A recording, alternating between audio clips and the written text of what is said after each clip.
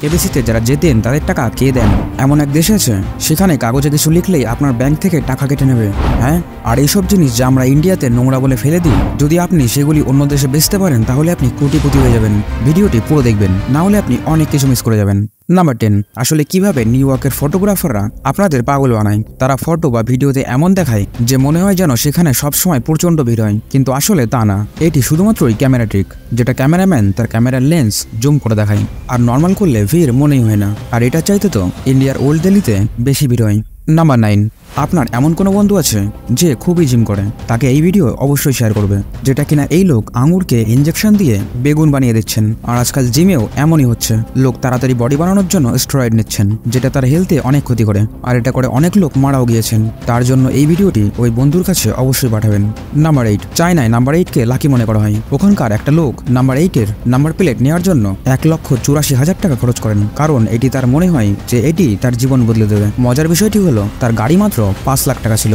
Number 7, Dune মুভির ব্যাপারে আপনারা তো সবাই জানেন। এই মুভির ডিরেক্টর এক মৃত ব্যক্তির জন্য যা করেছেন তা আপনি ভাবতেও পারবেন না। এই ব্যক্তি ডিউন মুভির খুব বড় ফ্যান ছিল, আর তার মৃত্যুর আগে তিনি ডিউন মুভির পার্ট 2 দেখতে চেয়েছিলেন, কিন্তু সেটা কোনো না কোনো ভাবে ওই মুভির ডিরেক্টরের কানে গিয়ে পৌঁছায়, আর তিনি ওই ব্যক্তির জন্য মুভি রিলিজ হওয়ার 6 দিন আগেই তার পার্সোনাল ল্যাপটপ তাকে দেন মুভিটি দেখার জন্য, আর সেটা দেখার পর তিনি মারা যান।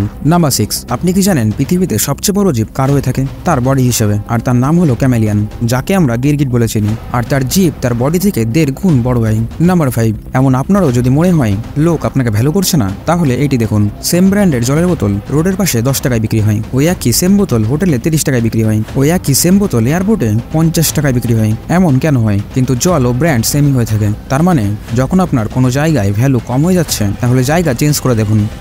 নাম্বার 4, ফ্লোরিডাতে যে লোকের কাছে তার নিজস্ব ঘর নেই, সে বাইরে যেখানে সেখানে শুতে পারবে না।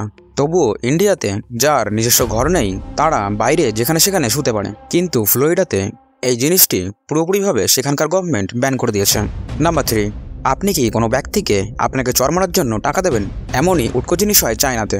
সেখানকার এক হোটেলে চর মারার জন্য টাকা দিতে হয়। আসলে এটি ওইসব লোকেদের জন্য হয় যাদের বেশি নেশা হয়ে যায়, তারপর একটা সুন্দর লেডি এসে সেই ব্যক্তিকে চর মেরে মেরে নেশা কাটায়।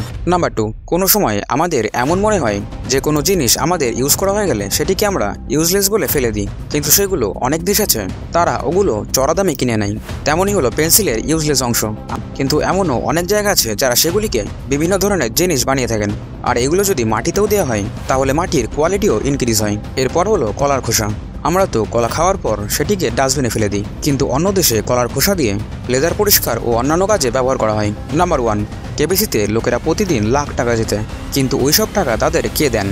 আসলে ওই টাকা শো চলাকালীন অ্যাড এবং স্পন্সরশিপ থেকে যা আর্ন হয় সেখান থেকে দেওয়া হয়, আর তাদের 1 কোটির মধ্যে পুরো 1 কোটি কখনোই দেওয়া হয় না। তার মানে গভর্নমেন্টের রুলস অনুযায়ী যে ব্যক্তি 1 কোটি বা তার অধিক যে প্রাইজ জিতবে তাকে গভর্নমেন্টকে 30% দিতে হয়, তারপর আরও 4% দিতে হয়। তার মানে 1 কোটি থেকে সরকারকে 30,20,000 টাকা দিতে হয়। তো ভাই, ভিডিওটি ভালো লেগে থাকলে একটা লাইক করে চ্যানেলটিকে সাবস্ক্রাইব করে দিও। দেখা হবে নেক্সট ভিডিওতে, ততক্ষণের জন্য বাই।